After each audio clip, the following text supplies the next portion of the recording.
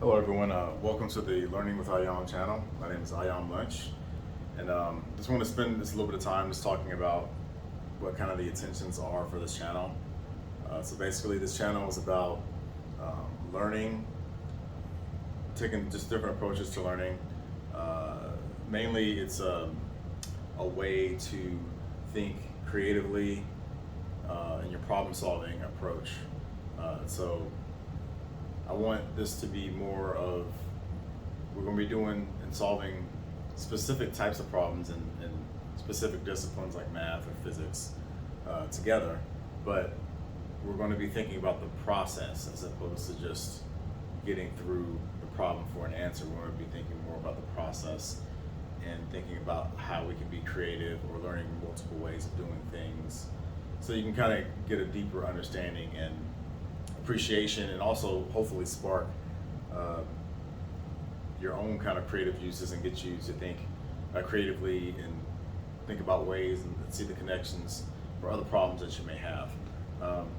This also really helps me out because I'm going to be working through things that I'm interested in with you, and this can be a way of checking myself as well. So hopefully all of us learn something in this process, and it's just a kind of a fun thing to do on the side, you know. So really, my background is in physics and math, mainly in physics. But those are the topics I'll focus on most. But I do a lot of technology work as well, so there'll be other things. I'm interested in a lot of different things. So for now, we'll focus on math and physics. But I am not an experienced YouTuber. I don't post a lot. If you notice on this channel, I have one video, and that was like over 2 years ago. And I just figured that there was some interest, and I didn't even, try to promote it or anything. And there was still some interest in what I did. And I was like, well, might as well pick it up and try again. So what I did before was introducing this method of multiplication involving something called matrices. And basically it's just a regular multiplication that we're used to learning, 2-digit, single digit. And I was inspired because I have children now, and my daughter was learning about multiplication. And I saw that the kids are learning a lot of different approaches to multiplication and what I did when I was younger. And a lot of parents and other people are not happy with some of this change, and it's just a lot different, as we grow. So that inspired me to kind of think about what adding and multiplication and kind of these basic things are from a fundamental standpoint, and where can we draw inspiration from other fields to do it in a different way, or that could be potentially maybe quicker or more efficient. So it made me think of something we did in the past in linear algebra, like a higher math class back in college, where I saw some similarities and took advantage of some of the grouping strategies of that and applied it to just the basic multiplication that we see. And I think having people learn about this can help them when they take higher math or see things that look a little weird at first or maybe intimidating. They'll already be familiar with it from doing something basic like regular multiplication, which most people don't see as a big problem. So this kind of can be done at all levels, and so the only prerequisites for doing this is just knowing your single multiplication. So that's a lot of talking. I'll get right to it. Basically, if you need a refresher, or if you're not even familiar with what I'm talking about, you can go review the video that I posted like 2 years ago, and also wrote a manuscript about the method. I was very motivated at the time, very excited about it. So you can go check that out and see, if it makes sense, if you're interested. But I'm just gonna run through a few more examples of this method, just kind of getting everybody comfortable with it. And I'm gonna show how it works in this video with this example, and I may do another one. And this sort of video doesn't run too long, probably just 2 examples, and we'll visit more later. And like I said, I'm doing a whole lot of talking, so I'm just gonna get to the action right now. So here I'm doing this basic multiplication problem that a lot of us are kind of used to seeing. So 2 digit multiplication here. We got 17 times 12. Um, so the way you use the matrix method here is you write down each number into what we call vector form or array form. This is actually known as a column vector because it's up and down like a column, and this is a row vector because it's written horizontally like rows. And so what we do is this is like an organization tactic. So you write our tens places here in the column at the top and our ones at the bottom. And when you do the row, you read left to right. So the tens will be in the left and the ones will be here. So that's a way of separating. So with multiplication, what you're doing is you're basically combining all these things. And so you're making it into something bigger. And so these numbers are going to be built and constructed in what's called a matrix, kind of organize these things. So the way you do this, and this for people familiar with matrices and this kind of method, they're going to notice that this looks kind of like something called the outer product. And we'll talk about that later, and you can look at the manuscript I wrote for more information on that. But all you're going to do is you're going to just multiply this row from right to left here by the entry in the column. So this 1 and 2 is going to multiply by that 1. So 1 times 1 there, that's going to give you a 1 here. And then you're going to have 2 times 1, that's going to give you a 2 there. And then you're going to do the same thing but to the bottom. So then you're going to have 1 times 7, that's going to give you a 7 there. And then you're going to have 2 times 7 here, that's going to give you a 14 there. So but you have to remember what we're doing, even though we're doing single multiplication right there, these are actually placeholders. So when you build this in a matrix, now that your matrix is constructed, this is actually a hundredths place because you did a 10 times a 10, so that's a hundredths place. So that has a dimension, it goes dimensions of 100. This is going to be a tens place because that's a 10 times a 1. This is also going to be a tens place because we got a 10 times a 1 here. And then this is going to be a ones place because you got a 1 times a 1 there. So this orders it really nicely in that form. But if you notice when I said that, these two are both 10, so we can combine them. And for a matrix, this is the main diagonal, and this is what they call the anti-diagonal. So from the way that we constructed it, the anti-diagonals are always going to be the same dimension when you start building matrices that are going to be varying sizes.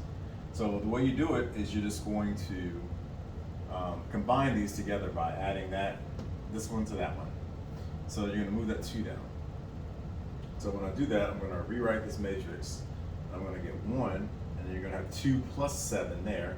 So 7 plus 2 is going to be 9 now. Since I've moved that 2 out of that position, that's going to be a 0. And then you're going to have 14 here. So this is what the new matrix looks like.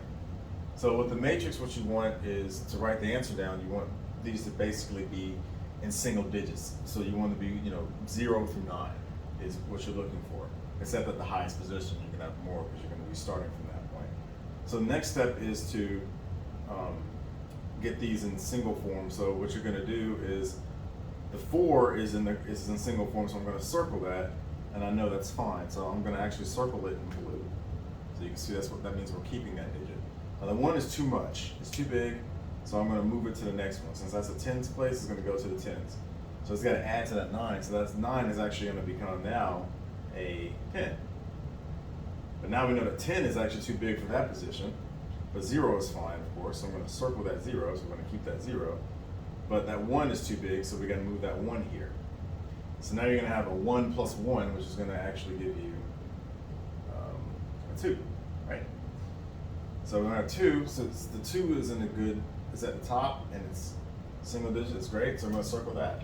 And so that means all these circled numbers here are the right dimension, and that's actually what your answer is going to be. You could do another step where I could rewrite this matrix, and this would be cleaner. And then I would have 2, 0, and 4, and 0. And then I would have the final answer as 204.